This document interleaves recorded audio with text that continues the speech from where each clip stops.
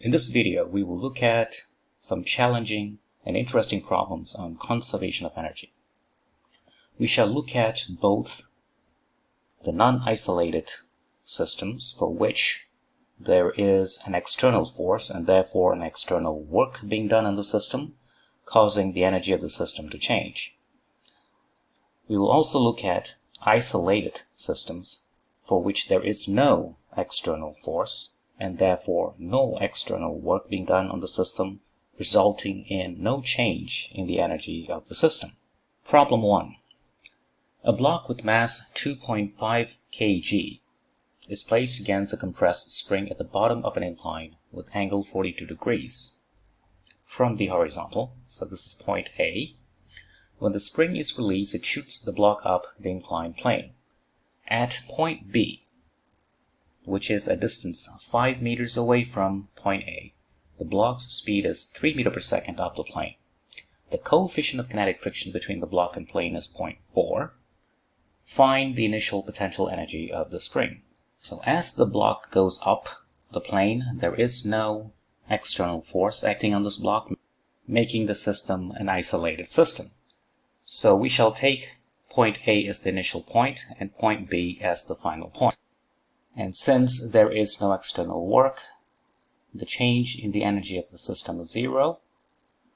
The initial energy of the system, namely energy of the system at point A, is the same as the energy of the system at point B. At point A, the block is not moving, so there is only one form of energy, namely the potential energy of the spring, which we are interested in.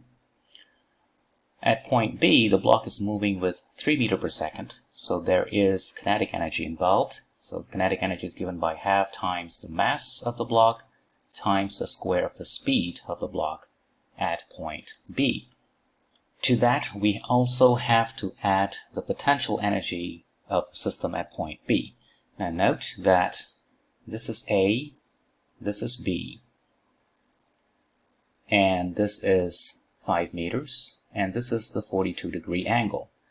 Now I'm going to take that level to be the level where the potential energy is 0 joules. So that means the potential energy at point B has to be mass times gravity times h, where h is that distance, the vertical distance. And from trigonometry, we know h is simply given by 5 sine 42 degrees. So that means the potential energy term will be 2.5 times gravity times 5 sine 42 degrees. And one last thing is, do not forget about the effect of kinetic friction as the object moves up all the way to point B. That will give or generate a thermal energy due to that friction. And the thermal energy is given by the magnitude of the work done by the kinetic friction. And that is simply the kinetic friction, which is mu k times the normal force times the distance it is traveling. So let's add that to here. Mu k is 0.4. That's given right there. Now normal force on an incline is given by the following. So if you have an incline and an object like that, so the normal force is given by the weight mg times the cosine of the inclination angle. So in this case, it is 2.5 g, that's mg, cosine 42 degrees. And don't forget to multiply it by 5. And when you solve for US, you calculate for US, you will get the US to be, or the potential energy of the spring initially will turn out to be 130 joules, and that solves the problem. Problem 2. So you have a 0.4 kg block attached to a spring with length 60 centimeters. So 60 centimeters is the relaxed length of the spring. Spring constant is 40 Newton per meter. The block is at rest at point P. So the spring is not stretched or compressed at point P. The surface is frictionless. A force of magnitude 20 newtons is applied to the block and moves the block to the right as shown. Let's first calculate the speed of the block at point Q, which is 25 cm to the right of point P. So this is a non-isolated system.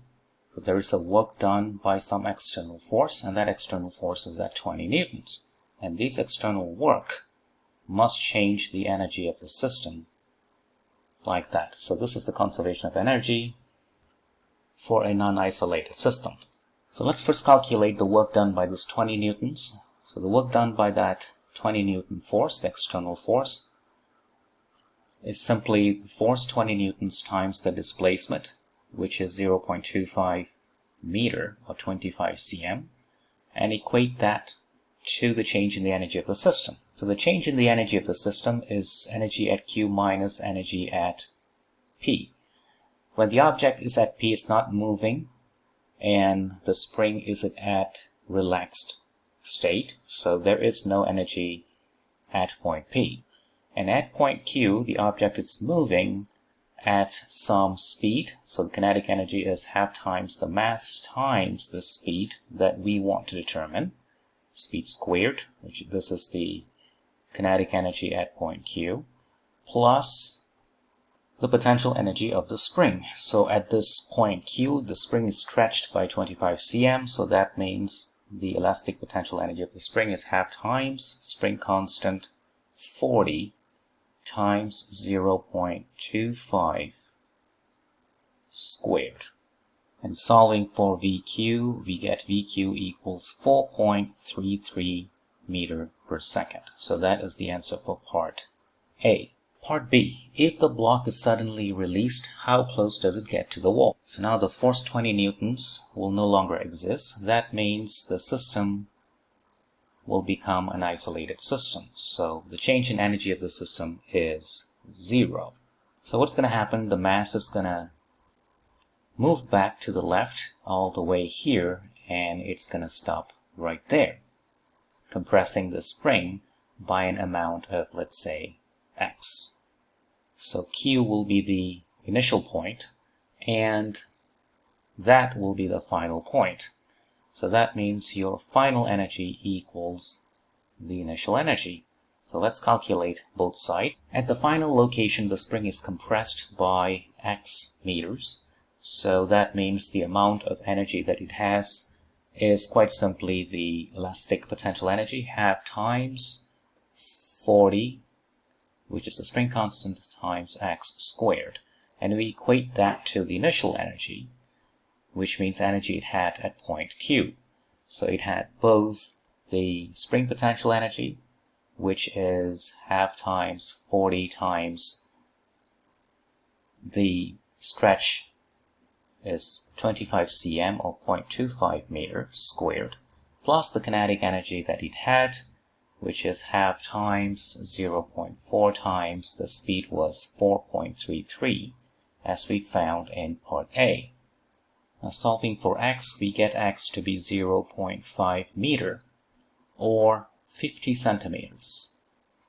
But since we are interested in how close does it get to the wall, we are interested in y, the distance between the wall and that final position of that mass.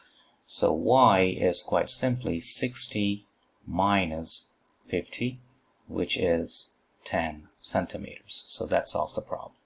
Problem 3. A mass slides along a track as shown in the figure. The length of the flat part from point 2 to point 4 is 50 centimeters. Now only this part has friction, and the coefficient of kinetic friction is 0.2. The mass is released from point 1, and it's released from rest at the height of 25 centimeters, the vertical height of 25 centimeters. Now determine how far from the left edge, so this is the left edge of the horizontal part, does the mass finally comes to rest. So first let's see what's happening. So once you release the mass, it will slide all the way down and then go through the friction and then go up a little bit. And then it's going to come down again, go through the friction again, and then it's going to go up. And then it's going to keep on doing that until at some point it will run out of energy and then it will stop. Now we want to determine what that distance is from the point where it stopped to the left edge. Now we shall deal with only kinetic energy and gravitational potential energy in this problem. You don't have any other forms of energy.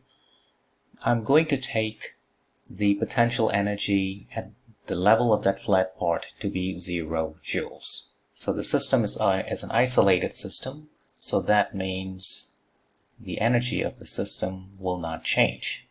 Now let's see what happens after the object is released. Let's compare the energy at point 1 and point 4. So that means the object will go all the way and see what happens here. It's still moving at point 4, but we just want to see what happens there. So we write energy at point 1 equals energy at point 4. At point 1, the energy that it has only in the form of gravitational potential energy, so mg times 0.25 meter. So that's here. And at point 4, it will not have any potential energy because it is at the potential energy equals to 0 joule level. However, it might be still moving, so it has some kinetic energy, plus the change in the thermal energy due to the effect of friction during its motion from point 2 to point 4. And that is just the work done by friction, which is kinetic friction times the displacement, which is 50 cm or 0.5 meters. And this is just 0.2 times mg times 0.5. So that means your K4 will be 0.15 mg. So that is the kinetic energy when the object gets to that point. So from point 4, the object's going to go up a little and then reverses its direction, come back to point 4. And when it gets back to point 4 on its return journey, the kinetic energy will still be 0.15 mg because there is no friction on this part of the track. So the object will continue through the flat part and gets all the way to point 2. And let's see what happens to the energy of this system here at point 2 and compare that with the energy at point 4. So energy at point 4 must be the same as energy at point 2 on its return trip. Energy at point 4 is 0.15 mg because it's only purely kinetic. Energy at point 2, it will have some kinetic energy plus the thermal energy, which is again the work done by friction, 0.2 times mg times 0.5. And when we solve for K2, we get K2 to be 0.05 mg. So what that means, the kinetic energy now here is 0.05 mg. The object is going to go up a little, up to a certain height, and then it's going to come back to point 2 with the same amount of kinetic energy, namely K2. And then it's going to proceed all the way, and then it will come to a complete stop at some point. At some point, call it P, at a distance x from point 2. Now we know that it's not going to go all the way to point 4 because it doesn't have enough energy to do that. In order for the object to go all the way one round from point 2 to point 4, the thermal energy generated is 0.2 times mg times 0.5, which is 0.1 mg. But it has only 0.05 mg at the moment it gets to point 2. So there's no way it's going to get to point 4, so therefore it has to stop at somewhere point P. So let's calculate x. That means energy at point 2 equals energy at point P. Energy at point 2 is only K2, kinetic energy, 0.05 mg. At point P, it stops, so there's no kinetic energy, but it has an increase in thermal energy, which is kinetic friction, 0.2 times mg times x.